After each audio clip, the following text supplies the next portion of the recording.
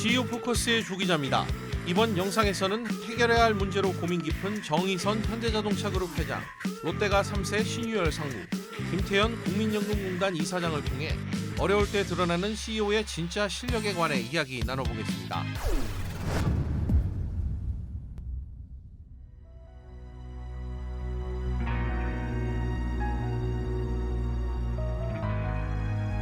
요즘 마음이 유독 무거운 재계 총수를 꼽으라면 단연 정의선 현대차그룹 회장이 아닐까 싶습니다.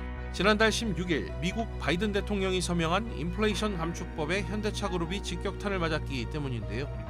IRA라고 부르는 이 법안은 북미에서 만든 전기차에만 보조금을 주고 다른 나라에서 만든 전기차는 보조금을 받지 못하도록 한 게 핵심입니다.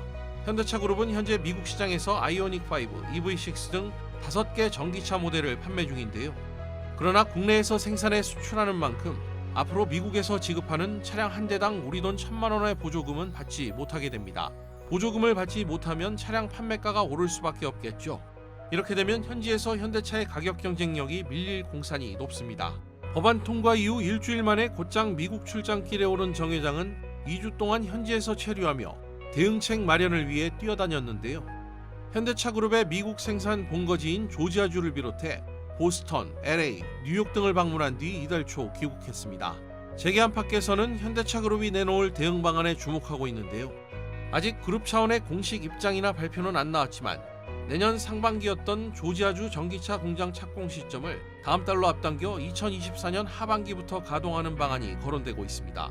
조기 착공, 조기 가동뿐만 아니라 조기 증설까지 추진하자는 아이디어도 나오고 있는 것으로 알려졌는데요. 또 올해 말이었던 현대차 엘라베마 현지 공장의 전기차 생산 시점도 최대한 앞당기기로 했습니다. 정부와 국회도 총력을 기울이고 있습니다. 세제 지원을 촉구하는 결의안도 내고 합동 대표단을 꾸려 미국에 한국 측 우려를 전달하는 등 열심히 돕고 있는데요. 하지만 상황이 그리 녹록지 않습니다.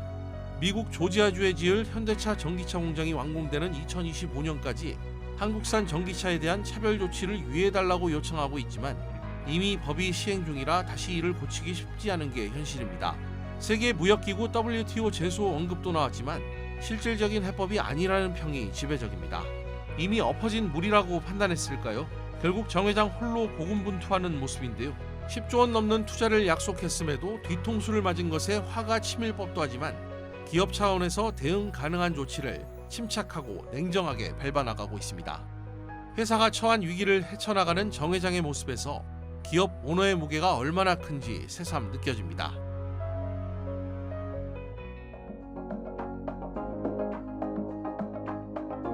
신동빈 회장이 8.15 광복절 사면 후 첫 해외 출장지로 인도네시아와 베트남을 방문했습니다.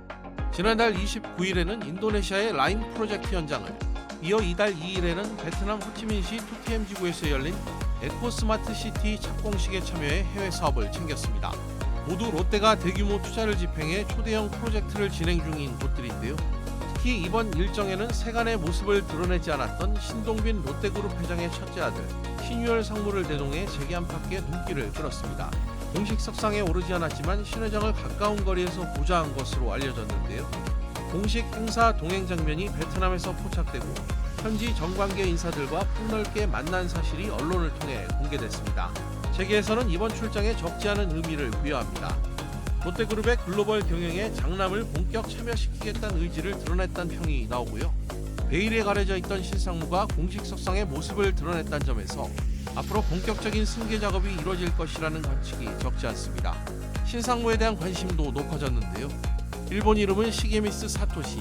신 회장과 마찬가지로 한일 혼혈인 신상무는 일본에서 나고 자라 한국어를 거의 못하는 것으로 알려져 있고요. 일본 게이오 대학교 졸업 이후 2008년 일본 노무라 증권에 입사해 사회생활을 시작, 2013년 미국 컬럼비아대에서 경영학 석사 MBA 과정을 밟은 것으로 알려졌습니다. 이후 지난 2020년 만 34세 나이에 일본 롯데와 일본 롯데홀딩스의 부장으로 입사해 근무를 시작했고요. 2년 후인 올해에는 롯데케미칼 일본 지사의 미등기 임원으로 합류했습니다. 부친 신 회장의 경영 승계 수순을 아직까지 그대로 밟고 있다는 평이 많습니다. 그러나 경영권을 승계하기 위해 풀어야 할 과제도 여전히 많은데요. 일단 일본과 롯데그룹 내 보유 지분이 없어 지분 확보 문제가 있고요. 병역 문제도 풀어야 할 부분입니다. 당장 일본 국적을 포기하게 되면 병역 의무를 이행해야 하기 때문입니다. 이 때문에 신상무가 병역 의무가 면제되는 만 38세 이후 일본 국적을 포기하고 한국으로 귀화해 국적과 병역 문제를 해결할 가능성이 있다고 재계에서는 대체적으로 보고 있습니다. 은둔의 후계자로 불려온 신유열 상무. 앞으로 어떤 행보를 이어갈지 이래저래 관심이 쏠릴 것 같습니다.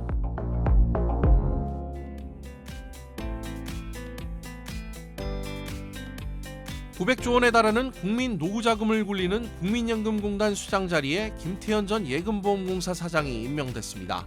그러나 신임 이사장의 출근길은 험난했는데요. 졸속 임명, 낙하산 인사라는 국민연금공단 노조의 거센 반발에 부딪혔기 때문입니다.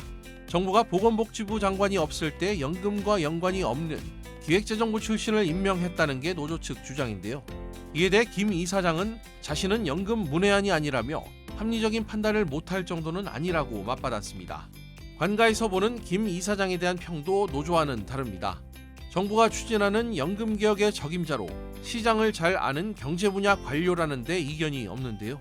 기재부 출신 관료를 마피아에 빗대 부르는 모피아 출신이란 평에도 증권 전문가로서 기금 운용과 무관치 않은 경력을 쌓아왔기 때문입니다. 행정고시 35회 인근은 사무관 생활의 절반 이상을 옛 재정경제부 증권업무 담당관실, 증권제도과 등에서 보냈고요. 이후 금융위원회로 자리를 옮기며 자산운용과장, 보험과장 등을 연이어 맡아 자본시장 전반의 현안을 챙겼습니다. 이후 금융정책과장을 거쳐 박근혜 정부 경제금융비서관실 선임 행정관으로 근무한 뒤 금융위 자본시장국장으로 복귀합니다.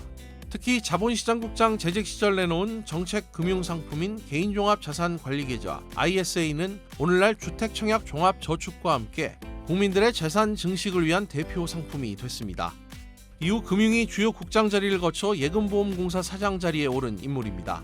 취임한 지 1년도 채 되지 않아 국민연금공단 이사장으로 내정된 것도 그만큼 정부가 연금개혁을 위해 전문가를 시급히 안 치려했다는 방증이란 평이 나옵니다. 경제 관료로서 금융 전문성을 갖췄고 증권과 자산운용, 보험 등을 두루 거치며 장기 투자 관점에서 시장과 정책을 두루 살필 줄 아는 인사라는 설명입니다. 이러한 전문성을 어필하며 노조와의 갈등을 풀고 닷새 만에 출근하며 국민연금공단의 수장으로서 공식 업무를 수행하고 있는 상황입니다. 기금운용과 관련한 전문성은 갖췄다는 평가를 받는 만큼 이제 그가 보여줘야 할 부분은 국민연금 개혁을 둘러싼 여러 집단의 이해관계를 조율하고 합의점을 끌어내는 부분인데요. 연금개혁이 지상과제인 윤석열 정부의 정책 기조를 어떻게 반영해 조직을 운영할지 시장 참가자들도 주목하고 있습니다.